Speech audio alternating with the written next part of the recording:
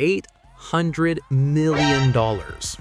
Yeah, according to the latest leaks, that is the estimated price tag for the next Witcher game alone. And if you zoom out, if you look at the whole trilogy they're planning, we are staring at a franchise reboot that could easily smash past the $1 billion mark. And if you're sitting there thinking, man, that sounds like a lot of money, well, you're right. If these numbers are confirmed, this game is officially crashing into the top 10, maybe even the top 5 most expensive entertainment products in human history. So why so much cash? Where is all that money actually going? Let's tear this project apart, briefly check the tech, and then follow the money to see if CD Projekt Red is digging their own grave. First, the narrative gamble. They're betting this historic budget on a game without their MVP. Geralt is gone. He's retired. He's the new Vesemir now. You're playing Ciri. We're heading north to Kovir, and that teaser image, the medallion in the snow, it's a lynx. There's no school of the lynx in the books, which means Ciri isn't just joining a club, she's founding one. That's a massive shift. You aren't a drifter, you're a leader. It's a cool concept, sure, but is it an $800 million concept? We'll see. Then you have the gameplay. Witcher 3's combat was, let's be honest, it was trash. Floaty, weird hitboxes.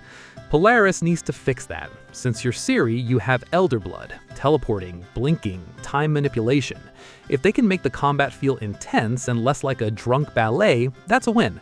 But the big promise? No fetch quests. The narrative director swears every quest has consequence. We've heard that before, but if they pull it off, it justifies some of the budget. Now, the tech. This is where the money starts burning. They ditched their own engine for Unreal Engine 5. They have a mandate, 60 FPS on console. The visuals are insane. They're using nanite. A single tree has 41 million triangles. They're using hardware Lumen for lighting. But they have a problem, called the Xbox Series S. The VP of Tech called it an unsolved equation. That little white box might hold back the graphics for everyone else, or it might just melt trying to render these 41 million polygon trees. But forget the Series S melting. What's really melting is the bank account. And before I break down exactly how they're spending almost $1 billion, hit the subscribe button. It's free, and it helps me track this financial madness so you don't have to. Alright, let's look at the receipts. I'm pulling this data directly from Noble Securities and analyst Mateusz Shranowski. This is the deep dive. The estimated total cost for Project Polaris is 3 billion Polish zloty. That converts to roughly $800 US. From here on, we talk in dollars. First off, compare this to The Witcher 3.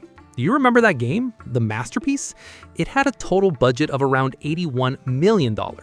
That means Polaris is projected to cost nearly 10 times as much. 10 times for a sequel. The split for that $800 million is pretty terrifyingly simple. It's about $400 million for production, making the game, and another $400 million just for marketing. They're going to drown us in ads because they're terrified of another Cyberpunk launch situation. But there's a twist, and here's where the math gets weird. The analysts claim that the budget for the entire new Witcher trilogy, Witcher 4, 5, and 6, is estimated at around $900 million. Wait a minute, pause. If the trilogy is $900 million and Witcher 4 is $800 million, that implies that Witcher 5 and 6 will only cost $100 million combined. Now, in theory, that makes sense for development. Witcher 4 is paying the foundation tax. They're building the engine, the assets, the nanite trees. So making the sequels is just content creation. It's cheaper. But here's my speculation. This is where I think the analysts are missing something. That $100 million surplus, that might cover the coding for the next 2 games, sure.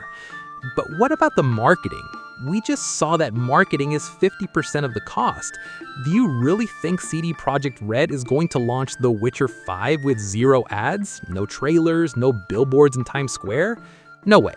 So if the rumors are true about the dev costs, and you add the marketing budget back in for the sequels, this trilogy isn't going to cost $900 million. It's going to smash past $1 billion easily, maybe $1.2 billion. Does that math make sense to you, or am I crazy? Drop a comment below. I want to know if you think a billion-dollar trilogy is sustainable, or if they're just burning cash. So let's hope they know what they're doing, because with that kind of money on the line, there's no room for yellow text apologies. And if you think this is scary, Project Orion Cyberpunk 2 is expected to cost even more because it's being developed in the US where salaries are higher. I broke down that financial disaster waiting to happen right here. Click it, you need to see the numbers. I'm out.